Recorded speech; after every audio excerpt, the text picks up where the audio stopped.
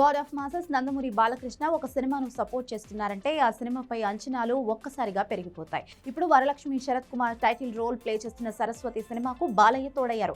వరలక్ష్మి శరత్ కుమార్ ఇదివరకు నెగటివ్ మరియు supporting roles లో మెప్పించారు. కానీ ఈ సినిమా ఆమె కెరీర్ లోనే ఒక పవర్ఫుల్ సోలో పర్ఫార్మెన్స్ గా ఉండబోతోంది. వీరసింహారెడ్డి సినిమాలో బాలయ్యకు చెల్లెలిగా భానుమతి పాత్రలో వరలక్ష్మి అద్భుతంగా నటించారు. ఆ సినిమా షూటింగ్ సమయంలో నుంచే వరలక్ష్మి నటన అంటే బాలయ్యకు ఎంతో గౌరవం. వరలక్ష్మిని బాలయ్య తన ఫ్యామిలీ మెంబర్లా భావిస్తారు. ఆమె చేసే ప్రయోగాత్మక చిత్రాలకు ఆయన ఎప్పుడూ తన బెస్ట్ విషెస్ అందిస్తుంటారు. ఇప్పుడు ఆమె ప్రధాన పాత్రలో చేస్తున్న సరస్వతి కోసం ఆయన ప్రత్యేకంగా స్పందించారు. పేరుకు తగ్గట్టే ఈ సినిమా విద్యా వ్యవస్థలోని లోపాలను లేదా ఒక మహిళా శక్తికి సంబంధించిన ఎమోషనల్ డ్రామాగా ఉండబోతున్నట్లుగా తెలుస్తుంది. ఇందులో ఆమె ఒక పవర్ఫుల్ పోలీస్ లేదా ఒక సామాజిక పోరాటం చేసే మహిళగా కనిపిస్తుందని తెలుస్తుంది. బాలయ్య ఈ స్క్రిప్ట్ పాయింట్ విని చాలా ఇంప్రెస్ అయ్యాడట. వరలక్ష్మి ఏ పాత్ర చేసినా అందులో జీవిస్తుంది. సరస్వతి ఖచ్చితంగా ఆమెకు మంచి పేరు తెచ్చిపడుతుంది అని ఆయన చిత్ర యూనిట్ తో అన్నట్లుగా తెలుస్తుంది.